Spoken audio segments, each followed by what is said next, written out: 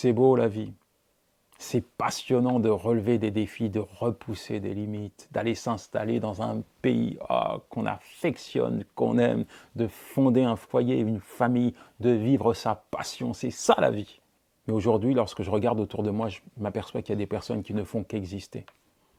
Ils ne sont pas heureux dans leur travail, ils s'isolent devant la télé, ils s'amusent un petit peu le week-end, mais rien de plus. Et la question qu'on pourrait se poser, c'est pourquoi? Pourquoi ils subissent la vie au lieu de la vivre à fond? Qu'est-ce qui fait que quelqu'un va rester scotché pendant des années dans une zone de confort qui lui est insupportable? Pourquoi certains décident de vivre dans un endroit qu'ils n'aiment pas, d'avoir un job qui ne correspond pas à leurs attentes, de poursuivre des études qui n'ont aucun intérêt pour eux? Pourquoi on dirait qu'ils subissent la vie, qu'ils sont enfermés dans la résignation, dans la fatalité? C'est comme ça qu'ils acceptent cette vie qui ne leur plaît pas. Alors que je suis certain qu'au fond de leur cœur, il y a quand même un rêve qu'ils nourrissent. Je vais vous dire quelque chose. Ça, c'était ma vie. Ouais, j'ai vécu comme ça, moi.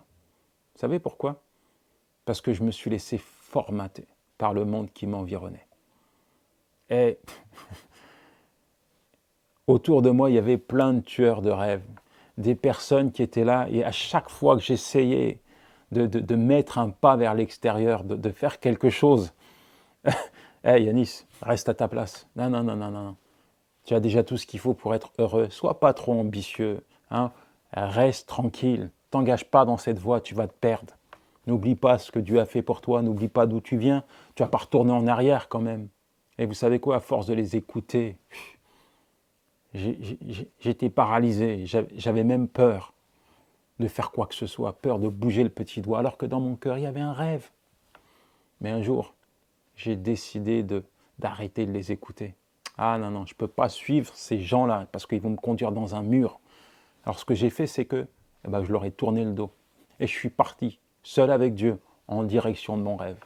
Vous avez forcément un rêve, atteindre un objectif, fonder une famille, avoir des enfants, poursuivre des études, une carrière, je ne sais pas, mais c'est une image puissante de la personne que vous souhaitez être demain.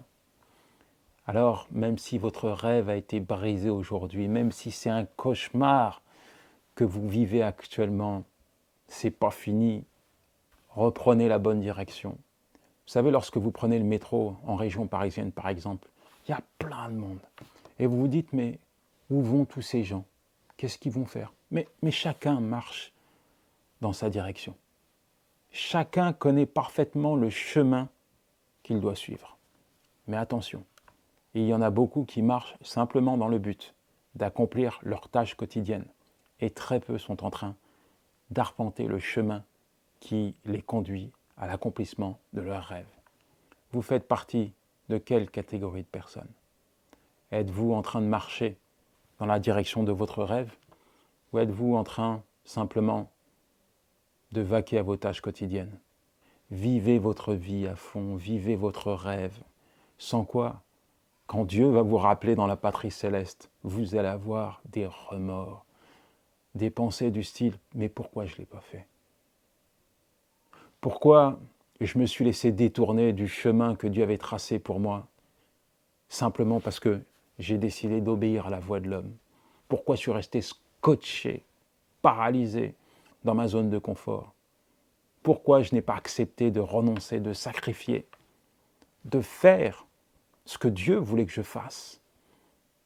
Pourquoi? Vis ta vie à fond, entre dans ton rêve, quel qu'il soit, paye le prix maintenant, sinon demain, il sera trop tard.